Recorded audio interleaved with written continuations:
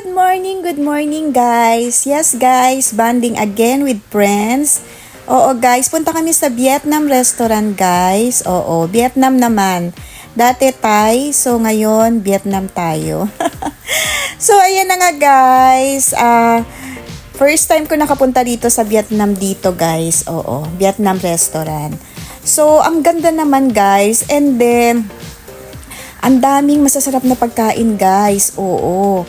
So, masarap siya, aw siya, or okay siya sa panlasang Pinoy din. Oo guys. Grabe, dami naming in-order dyan. Oo, malalaki kasi bawat serve niya. At syempre, ayan, diba? Grabe, ang busog namin dyan guys. Talagang hindi mo mapigilang sumubo ng sumubo. At mga amoy, okay naman siya guys. Yes.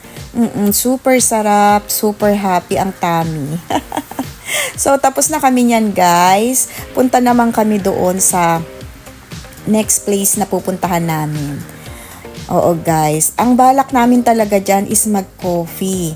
Kaya lang ang napuntahan namin, ayun na nga, may barrel talaga ng beer. Iba't ibang type ng beer dyan guys. So, una nandiyan kami sa labas guys kasi presko. Nung unti-unting lumalamig na, ayun. Diba? Hindi na kaya ng mga power ang lamig. So, kampay uli kami yan guys. After nyan guys, pag galing namin dyan, pumasok na kami sa loob. So, napakaganda rin sa loob nyan guys. Oo. Maraming bar na pwedeng yung upuan. Ayan, dyan nyo kwentuhan, kwento ng kwento para maging happy-happy. So, ayun lang, kampay-kampay tayo uli, guys. Super happy talaga ang naging banding namin dyan. At syempre, pinag-usapan rin namin yung mga iba-ibang bagay.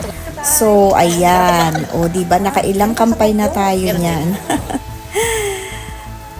Ay, grabe guys. Kaya minsan alis-alis din kayo ha. So nakakaano talaga, nakaka-minus ng pag-edad natin. Kaya kailangan may kinakausap kayo mga friends. Pag may mga yasumi kayo, yung wala kayong pasok sa trabaho, labas-labas din. Diba guys? So tapos na nga guys. Thank you for always watching my videos. Bye!